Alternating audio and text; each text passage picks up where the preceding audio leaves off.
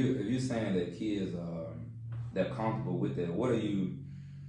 I guess I could say how you. So you have to be using in some aspect. You kind of remember how it feels to be that student.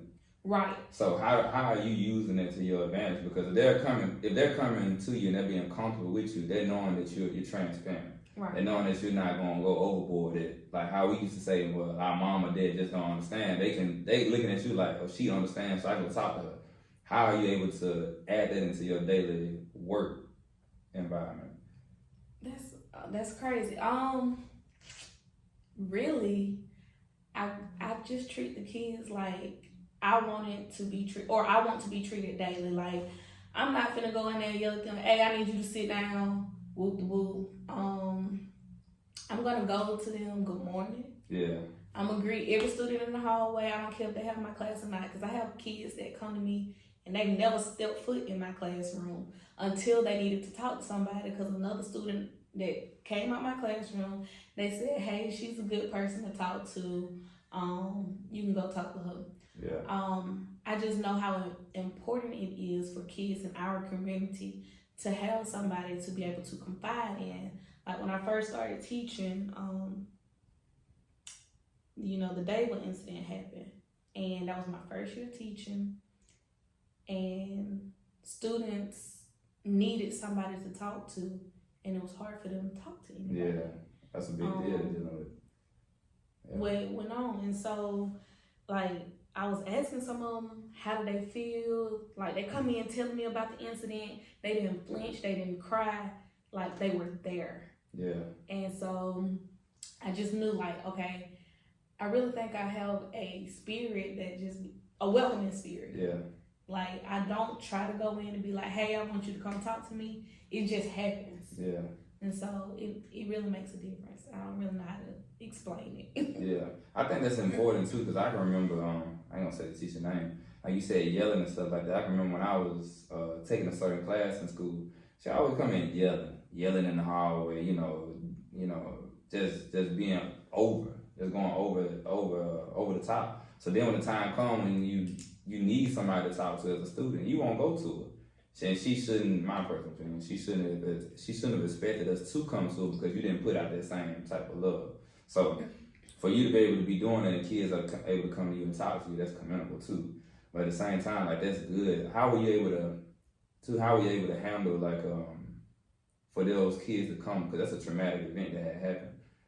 How were you able to, what type of advice were you able to give to them? Like, to keep them calm? And because I know it had a kind of weigh on your heart too at the same time. Those are kids that something crazy happened to. So how were you able to, like, keep yourself together while encouraging them and motivating them to keep going?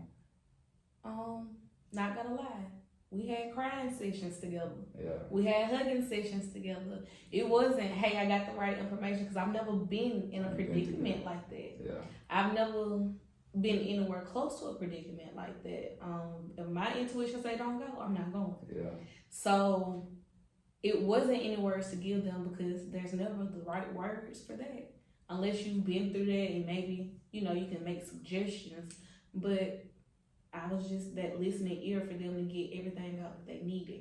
And so after that, probably 3-4 months after that, it just kept weighing on me, because I'm superhero person. Like, that's just my go-to mechanism. I always want to save everybody, even though I know I can't. So I put myself into therapy, because the kids want to dump on me, but I needed somebody to dump on. And it's not always easy for me to go and talk to my mom and tell her what's going on, because the older generation be like, we weak. Yeah. We just weak. And then we say the same thing about this generation. Yeah. And so I'm like, a therapist. I could pay her or him or whomever, but I do have a female therapist. And that also helps with my relationship with the students, because when they dump on me, I have somebody to dump on. Yeah. And so I don't have to harbor those feelings anymore. But at first, it was me going home every night trying to figure out how I'm going to help this child, how I'm going to help the next child. Because it's a lot of things coming from a background where I kind of had a golden spoon. Well, I did have a golden spoon, not my family. Had a golden spoon.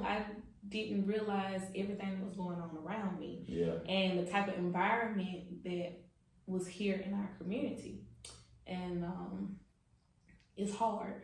It's hard listening to stories or listening to the students tell me about what's going on, and I can't save them. Even though I want to save them. Can't do. But I can't. They gotta go through it on their own. They gotta go through it on their own. I can, make suggestions. Yeah. But most of the time as a teacher, I don't make those suggestions. I listen. Yeah. And I ask them, okay, do you want me to listen to you, or would you like for me to respond to what you're telling me? So I got that out of therapy, because I used to just be one of those people. I'm listening and I'm gonna go ahead and give you my opinion. I started doing that. I started using it too. Like, somebody tell you something, I was like, hold on, are you asking me my opinion? Or are you just like you said, trying to dump this off? Or you just want somebody to talk to? Or are you actually asking for an opinion? And that's smart. Yes. Yeah, that's very smart.